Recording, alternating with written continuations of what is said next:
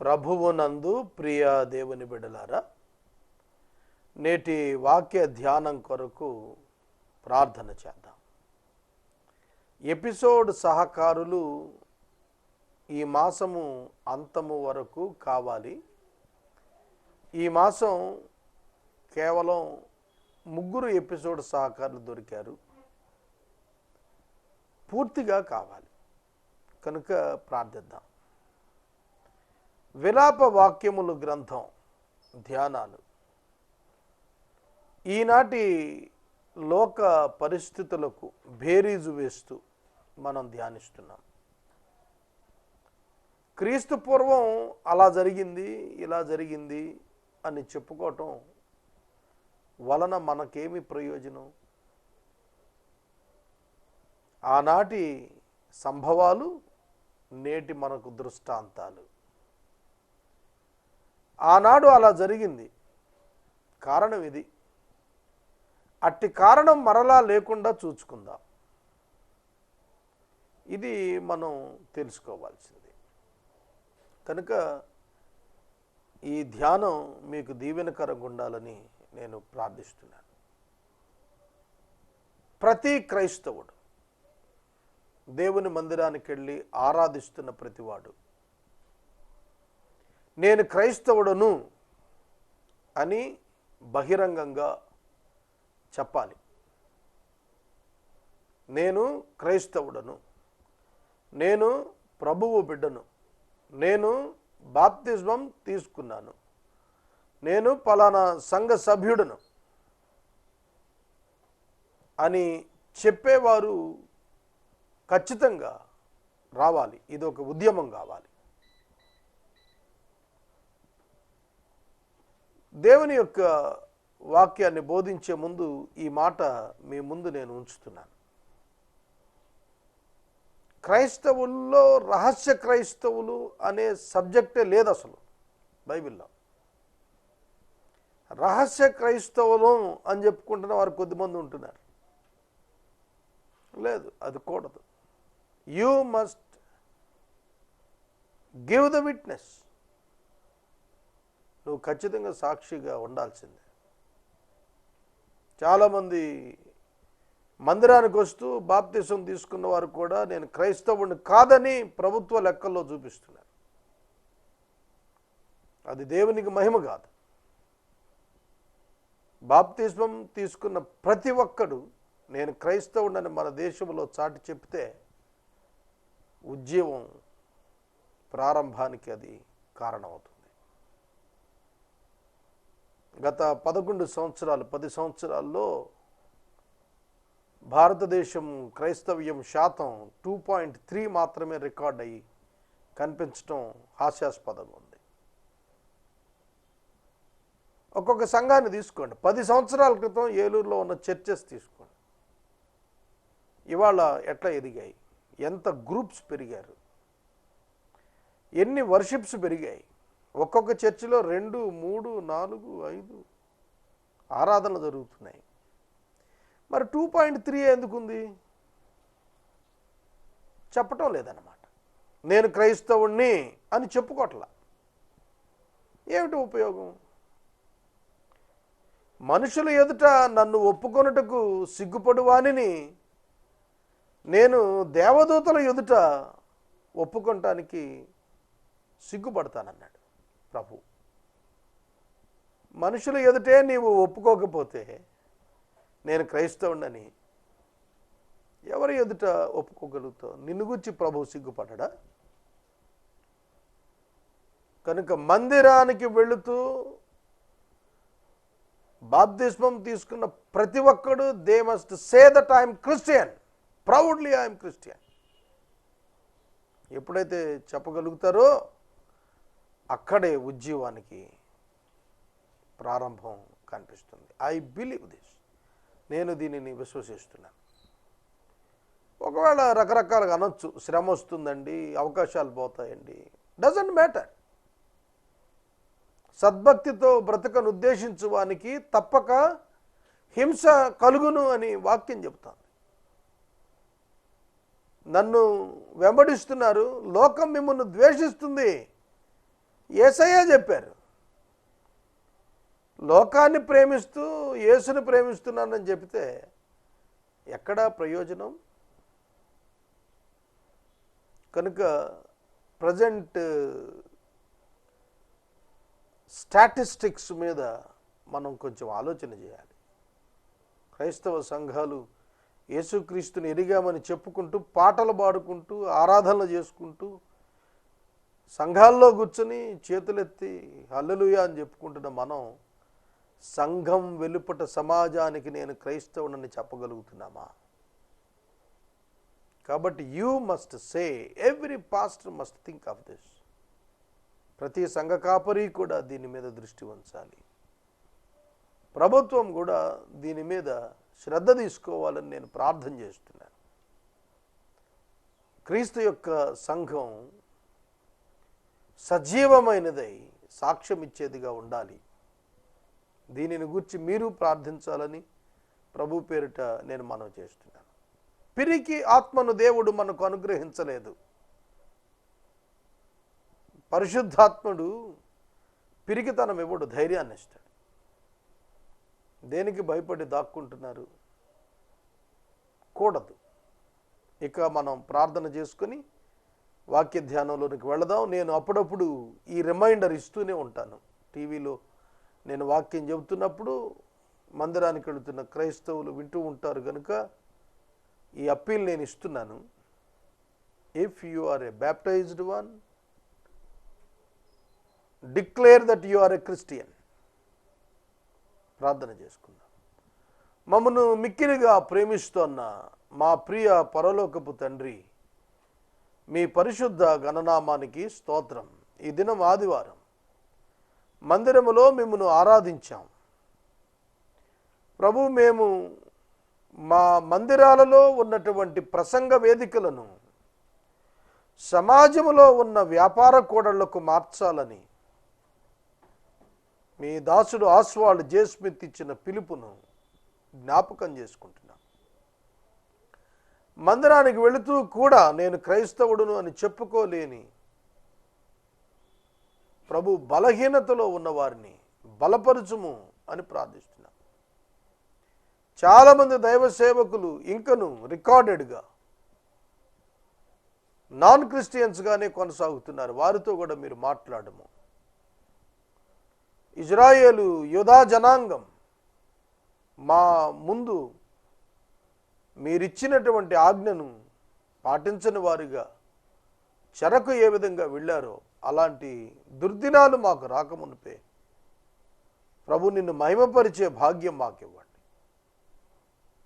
వాక్యం వింటున్న వారు రక్షించబడుటకు కృప చేయండి. యేసు నామమున ప్రార్థిస్తూ ఉన్నాము తండ్రి, ఆమెన్. ప్రభువు నందు ప్రియ దేవుని బిడ్డలారా, మీ పరిశుద్ధ బైబిల్ గ్రంథాన్ని తెరవండి. ఇర్మియా భక్తుడు వ్రాసిన విలాప వాక్యములు గ్రంథము చివరి అధ్యాయం మీ ఎదుట ఉంచుకోండి. ఇందులో కూడా 22 వచనాలు వ్రాయబడ్డాయి. ఈ 22 వచనాల్లో కొద్దిపాటి వాక్యమును మనం ధ్యానం చేద్దాం. యెహోవా, మాకు కలిగిన శ్రమ జ్ఞాపకము చేసుకునము, దృష్టించి మా మీదకు వచ్చిన నింద ఇట్టిదో చూడుము. మా స్వాస్థ్యము పరదేశుల వశమైంది, మా ఇండ్లు అన్యుల స్వాధీనమైపోయింది. మేము దిక్కులేని వారము, తండ్రి లేని వారము, మా తల్లులు విధవరాండ్రయ్యారు. ద్రవ్యమిచ్చి నీళ్లు తాగితిమి, క్రయమునకు కట్టెలు తెచ్చుకుంటిమి. 4 వచనాలు నేను చదివాను.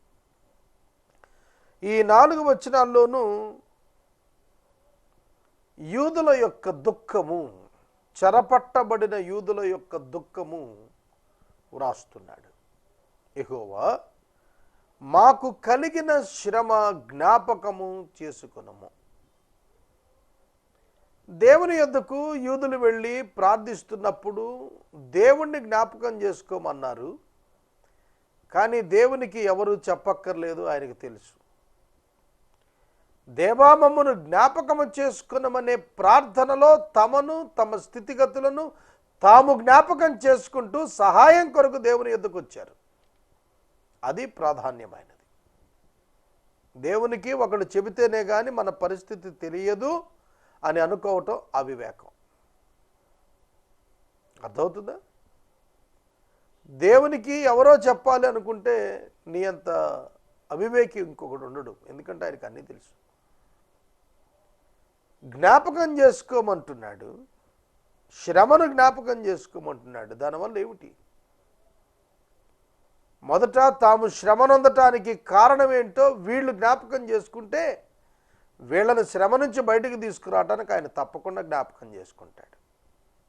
అది ఆయన యొక్క గుణము, శీలము. That is the character of God. అది ఆనాడు వారు గుర్తిరిగారు. They came to God. దేవుని యొద్దకు వచ్చారు. మునుపు రాలేదు. ఇర్మియా ప్రకటించినప్పుడు రాలేదు. కానీ ఇర్మియా చెప్పినవి జరిగిన తరువాత, వారి పరిస్థితులు పాడైన తరువాత వాళ్ళు వచ్చారు. శ్రమ రాకముందు ఇర్మియా చెప్పాడు, వినలేదు. దేవునికి స్తోత్రం. శ్రమ వచ్చినాకైనా వెనకకు తిరిగి వచ్చారు. అదే రహస్యం. దేవునికి తెలుసు ఏ శ్రమ ఇస్తే ఏ విశ్వాసి ఏ విధంగా తన యొద్దకు తిరిగి వస్తాడనేది దేవునికి తెలుసు. అందుకే దేవుడు తన యొద్దకు తిరిగి వచ్చేటువంటి క్రమంలో విశ్వాసులకు శ్రమానుభవాలను ఇష్టపూర్వకంగానే దేవుడు కలుగ చేస్తాడు. To bring them back to him. వాళ్ళని తిరిగి తన యొద్దకు తీసుకుని రావటం ప్రధానం దేవునికి. తన పిల్లలు తనను విడిచి వెళ్ళాలని ఎప్పుడు కోరుకోడు. తన పిల్లలు తాను అనుకున్న విధానానికి మారి తన యొద్దకు రావాలని దేవుడు కోరుకుంటాడు. ఈ విషయాన్ని మనం గుర్తెరగాలి. దేవా, మాకు కలిగిన శ్రమ జ్ఞాపకం చేసుకో, దృష్టించి మా మీదకు వచ్చిన నింద ఎట్టిదో చూడుము. Jeremiah pleads for the restoration. మమ్మల్ని జ్ఞాపకం చేసుకో ప్రభు. Praying for the restoration. తిరిగి మమ్మను సమకూర్చు, తిరిగి మమ్మను ఉద్ధరించు, తిరిగి మమ్మలను వృద్ధి చేయి, తిరిగి మమ్మలను బలపరచు. ఈ ప్రార్థన మనం చేస్తున్నామా? దేవా, నేను పాపిని, నన్ను క్షమించు. నా పాపము కారణముగానే నాకు ఈ బ్రతుకు వచ్చింది, నన్ను జ్ఞాపకం చేసుకో. ఇది ఎప్పుడైతే మనం పాప క్షమాపణ నిమిత్తం దేవుని ఎదుకు వస్తామో, దేవుని కనికరం మన కొరకు ఎప్పుడు ఎదురు చూస్తూనే ఉంది. మా స్వాస్థ్యము పరదేశుల పాలైపోయింది, వశమైపోయింది. స్వాస్థ్యము పర్మనెంట్ ఇన్హెరిటెన్స్. స్వాస్థ్యము అంటేనే పర్మనెంట్, శాశ్వతమైనది. మరి శాశ్వతమైన స్వాస్థ్యం పరదేశుల వశమైంది. యెహోషువ భక్తుని నాయకత్వంలో మోషే అనంతరం కనాను భూభాగములో ఉన్న అనేక మంది అన్యజాతుల వారిని పారద్రోలి ఆ భూభాగం అంతటిని యెహోషువ వారి వారి గోత్రాలకు మోషే ఇచ్చిన విధానములో పంచిపెట్టాడు. ప్రతి పురుషుడు ఏ గోత్రములో పుట్టిన వాడికైనా ఒక భూభాగం ఇవ్వబడింది. ఏ గోత్రానికి ఆ గోత్రానికి భూభాగాన్ని స్వాస్థ్యంగా పంచి ఇచ్చాడు. భూనివాసాలకు, వ్యవసాయానికి ఇచ్చాడు. అలా ఇవ్వబడిన ఆ స్వాస్థ్యం బబులోను చక్రవర్తి నెబుకద్నెజరు యుద్ధానికి వచ్చి చెరకు తీసుకుపోయిన కారణంగా ఇతరుల వశమైపోయింది. మా స్వాస్థ్యం వేరొకళ్ళదైపోయింది. చూడండి, ఒక సెంటిమెంట్ ఇప్పటికీ మనలో ఉంటుంది. తెలుగు ప్రజల గురించి మాట్లాడుతున్నాను. అదేమిటంటే, మన తల్లిదండ్రులు నివసించిన స్థలం, మనకు వారి నుంచి సంక్రమించిన పిత్రార్జితం కాపాడుకోవాలని ప్రతివాడు పరితపిస్తాడు. ఎవరైనా అమ్ముకొని వెళ్ళినా చాలా చింతపడుతుంటారు. మా తాత ఇచ్చిన స్థలం అమ్మేశామండి, మా నాన్న ఇచ్చిన స్థలం అమ్మేశామండి. ఇప్పుడు దానిలో ఎవరెవరో తిరుగుతున్నారండి. ఆ వీధిలోకి వెళితే గతంలో మా పితరుల యొక్క ప్రభావం కనపడేదండి. ఆ స్థలంలో మేమందరం పెరిగామండి అని చెప్పుకుంటూ ఉంటాం కదా. వాస్తవం. మాకు కూడా ఒక ఇల్లు ఉంది, ఏలూరు నగరంలో. అది మా తండ్రి గారి స్వార్జితం. దానిలో మేము మా అందరి బాల్యం కనిపిస్తుంది. మా అందరి యొక్క వివాహ సమయాలు గుర్తొస్తాయి, విచార సంఘటనలు గుర్తొస్తాయి. ఆ స్థలం దగ్గరికి వచ్చిన ఒక అటాచ్మెంట్ కనిపిస్తుంది. ఆ స్థలానికి మాకు ఒక బంధం ఏర్పడిపోయింది. ఆ ఫీలింగ్ ఉంది ఇప్పటికీ. నేను చెబుతున్నాను, ఈ స్థలంలో మనం చిన్నప్పుడు ఇలా ఆడుకున్నాం, ఇలా పెరిగాం, ఇక్కడ చదువుకున్నాం, ఇక్కడ కూర్చున్నాం. ఎన్ని జ్ఞాపకాలు. ఇది నాది అనేటువంటి భావన ఉంటుంది పిల్లల్లో కూడా. మా ఇల్లు, నా ఇల్లు. అట్లాంటిది మా పొలం, నా పొలం, మా స్వాధీనంలో ఉన్నది, ఇది మా హక్కు. అట్లాంటి స్వాస్థ్యం పరదేశుల వశం అయిపోయింది. పరదేశులు, కల్దీయుల వశం అయిపోయింది. మా ఇండ్లలో వాళ్ళు నివసిస్తున్నారు. ఒకప్పటి మా దాసులు మాకు యజమానులు అయ్యారు. That is the sad condition. ఎట్లా అయ్యారట? దిక్కులేని వారం అయ్యాం. దిక్కు లేదు. Because there was no government. మనకి మన ప్రభుత్వం దిక్కు. ప్రతి సిటిజన్, పౌరుడి యొక్క హక్కులు కాపాడవలసింది ప్రభుత్వమే 100%. మనకి ఎవరైనా అన్యాయం చేశారనుకోండి, we must go to the leaders, the officers. ఎవరైనా గాయపరిచారనుకోండి, పోలీస్ దగ్గరికి వెళ్తాం. ఆరోగ్యం కొరకు హాస్పిటల్కి పోతాం, ప్రభుత్వ హాస్పిటల్కు. ప్రభుత్వ ఆసుపత్రిలో నేను నిన్ను చూడను అంటానికి అక్కడ ఉన్న ఏ డాక్టర్కి, నర్సుకి అధికారం లేదు. వాళ్ళు ఉందే మన కోసం. కనుక గవర్నమెంట్ లేకపోయేటప్పటికీ ప్రొటెక్షన్ లేదు, నిర్వహణ లేదు. ఆక్యుపై చేశారు శత్రువులు. ప్రభుత్వ అధికారులను చంపేశారు, రాజును చంపేశారు, రాజు కళ్ళు బీకేశారు. మరి ఇంకెక్కడ?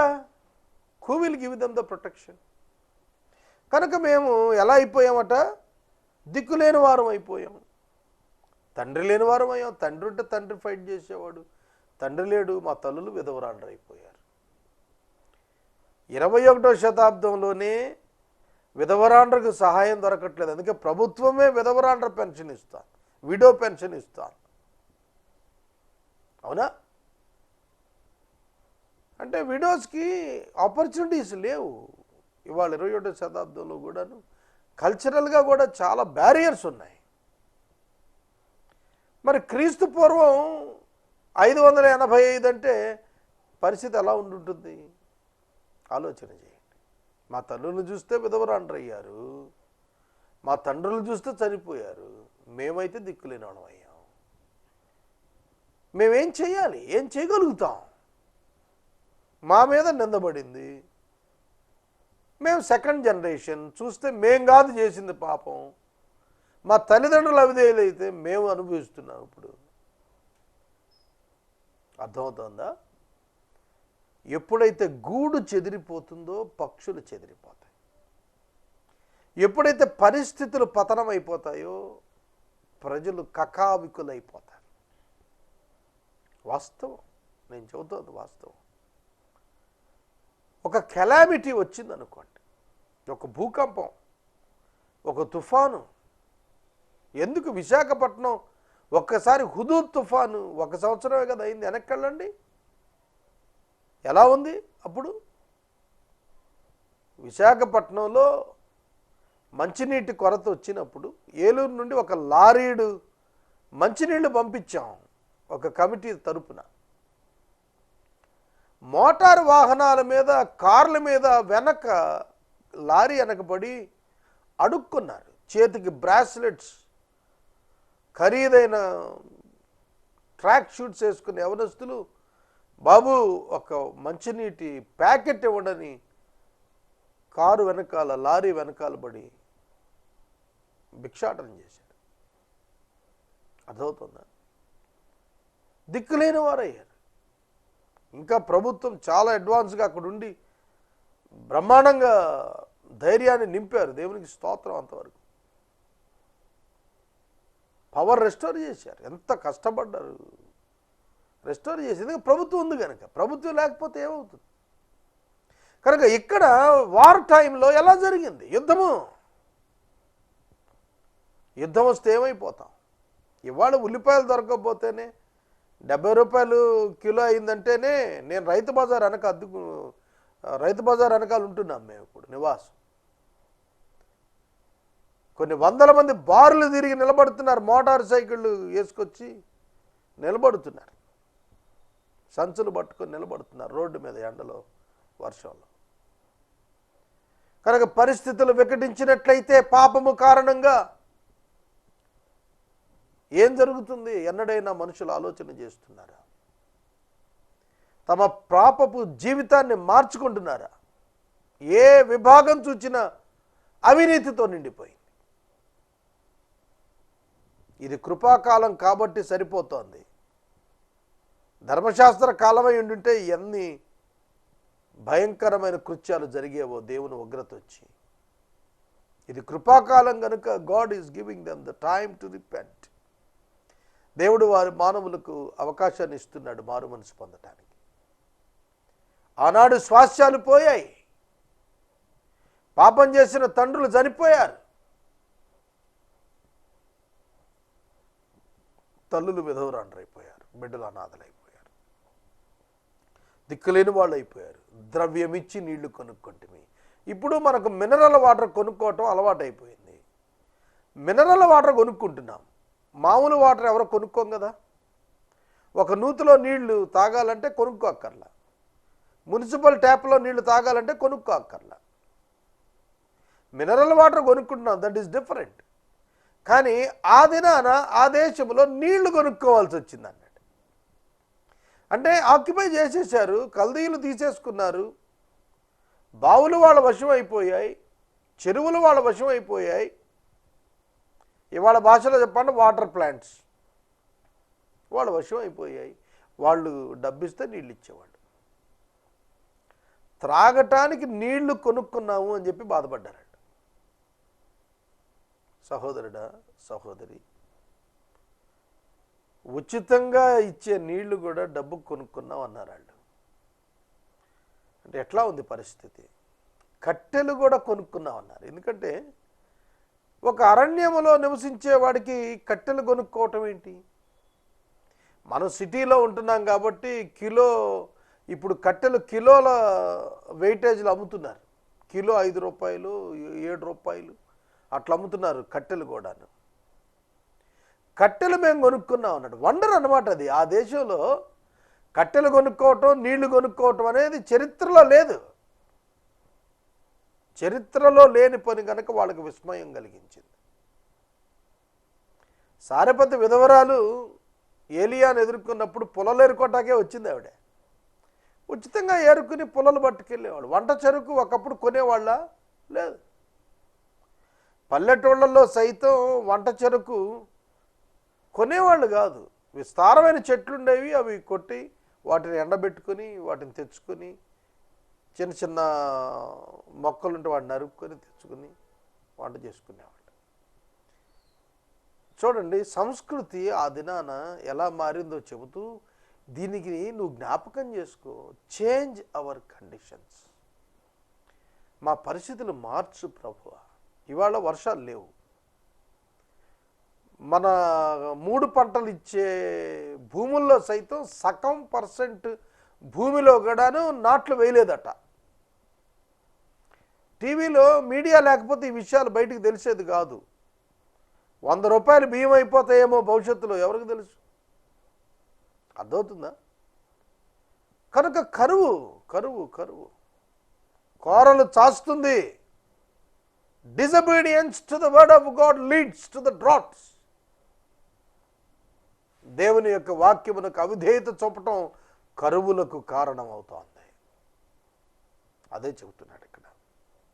మమ్మను తరుమువారు మా మెడల మీదకి ఎక్కారు, మేము అలసట పొందున్నాం, విశ్రాంతి మాకు లేదు, పొట్టకూటికై మేము ఐగుప్తీయులకి అశ్షూరీయులకి లోబడిపోయాము.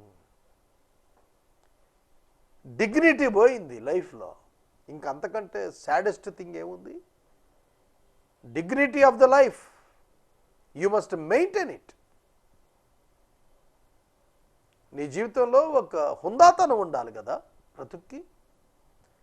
బ్రతుకులో హుందాతనం పోయింది, తప్పదు. ఇక అశూరియులకు ఐగుప్తీయులకు లొంగి ఉంటేనే భోజనం, లేకపోతే భోజనం లేదు. కాబట్టి ఏం చేయాలి? లొంగిపోయారు. లొంగిపోయినప్పుడు వాళ్ళు ఇష్టం వచ్చినట్టు చేశారు. వెట్టి పని చేయించారు, వ్యభిచారం చేయించారు, హింసలు చేశారు, ప్రాణాలు తీశారు, హాస్యం చేశారు, అపహాస్యం చేశారు, వినోదం చేశారు. ఎట్లాంటి జీవితంలో నుంచి ఎట్లాంటి స్థితికి ఒక్కసారిగా పడిపోయారు వాళ్ళు. మా తల్లిదండ్రులు పాపం చేసి గతించిపోయారు, మేము వారి దోష శిక్షను అనుభవిస్తున్నాము. దాసులు మాకు ప్రభువులయ్యారు, వారి వశం నుండి మమ్మల్ని విడిపించేవాడు లేడు. మమ్మలను విడిపించువాడు లేడు. ఎడారి జనుల ఖడ్గ భయం వల్ల ప్రాణానికి తెగించి మా ధాన్యం తెచ్చుకుంటున్నాం. మహాక్షామం వల్ల మా చర్మం నలుపైపోయింది. శత్రువులు సియోనులో స్త్రీలను చెరిపేశారు, కన్యకలను పాడు చేశారు, చేతులు కట్టేసి అధిపతులను ఉరిదీశారు. యాజకులను గౌరవించడం లేదు, పెద్దలను గౌరవించడం లేదు. యవనస్తులు తిరగటరాళ్ళు మోస్తున్నారు, పిల్లలు కట్టెల మోపులు మొయ్యలేక పడిపోతున్నారు, తడబడుతున్నారు. పెద్దలు గుమ్మాల దగ్గర గవినిల యొద్ద కూర్చునటం మానేశారు. అడ్మినిస్ట్రేషన్ అంతా పాడైపోయింది, నివాసయోగ్యం అంతా నాశనమైపోయింది. యవ్వనస్తులు సంగీతం మానేశారు. యూత్ మ్యూజిక్కి బాగా అట్రాక్ట్ అవుతారు, అలాంటిది వాళ్ళు సంగీతం వినటం మానేశారట.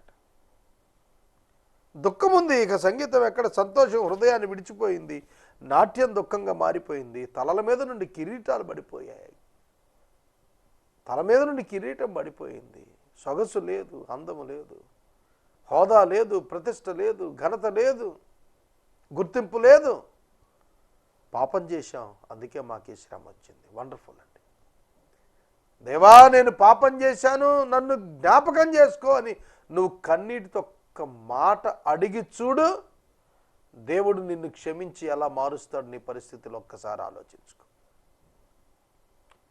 నాకు దీవెన కావాలని ఎవరైనా ఆశించినట్లయితే పాప క్షమాపణ వలన మాత్రమే దీవెన సాధ్యమవుతుంది. పాపములో జీవించినంత కాలం దీవెన నీకు దూరంగానే ఉంటుంది. ఈ సత్యం ప్రతి ఒక్కరూ బోధించి తీరాలి. దీనివల్ల మాకు ధైర్యం చెడిపోయింది, సియోను పర్వతం పాడైపోయింది, నక్కలు తిరుగుతున్నాయి, మా కన్నులు దీన్ని చూచి మందగిలిపోతున్నాయి. యెహోవా, నీవు నిత్యం ఆశీనుడయిందు, నీ సింహాసనం తరతరాలు ఉంటుంది, మమ్మను ఎల్లప్పుడూ మరిచిపోవుటేయాలా? ప్రశ్న అడుగుతున్నారండి దేవుణ్ణి. ఇంకెంతకాలం మమ్మల్ని విడిచిపెట్టడం ఎలా? మేము నీ పిల్లలం.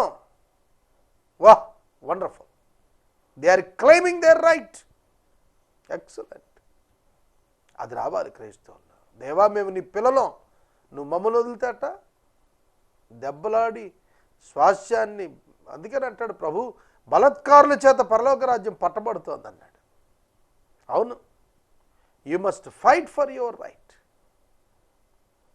స్పిరిచువల్గా ప్రభు, నువ్వు నన్ను ఎందుకు వదులుతావు? వదలొద్దు నన్ను. నువ్వు దెబ్బలాడి ప్రభుని, అయ్యా నన్ను జ్ఞాపకం చేసుకొని అడగటం ఎంత ధన్యత. యెహోవా, నీవు మమ్మల్ని నీ తట్టు త్రిప్పితే మేము తిరుగుతాం. మా అంతటా మేము తిరగాం, ఎందుకంటే మేము పాపం చేసిన వాళ్ళం. నువ్వు త్రిప్పితే మేము తిరుగుతాం.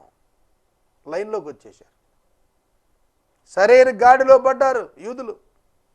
దేవుడు తిరిగి జ్ఞాపకం చేసుకున్నాడు.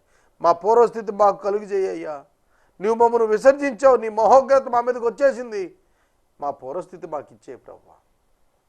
God is always ready. దేవుడు ఎప్పుడు సిద్ధమే, మనం సిద్ధపడటమే ఆలస్యం. ప్రభువు ఈ క్షణం రావటానికి సిద్ధమే, కానీ మనమే ఇంకా సిద్ధపడలేదు.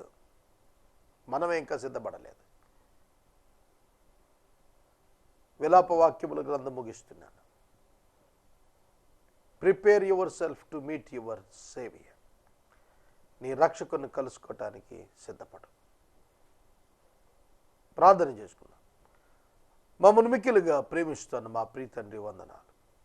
విలాప వాక్యముల గ్రంథం ముగించాం. రేపటి దినం యెహెజ్కేలు గ్రంథం ప్రారంభానికి సహాయం ఇవ్వండి. యెహెజ్కేలు గ్రంథపు వాక్య ధ్యానాలకు అనుదినము ఎపిసోడ్ సహకారాలను పంపండి. ప్రభు, అనారోగ్యంతో ఉన్న బిడ్డలకు ఆరోగ్యం దయచేయండి. మీరు తాకండి ప్రభు, స్వస్థతనివ్వండి. యేసు నామమున ప్రార్థిస్తున్నాం తండ్రి, ఆమేన్. తండ్రి అయిన దేవుని ప్రేమ, కుమారుడైన యేసయ్య కృప, పరిశుద్ధాత్మని యొక్క అన్యోన్య సహవాసం సదాకాలం మనందరికీ తోడై ఉండును గాక. ఆమేన్.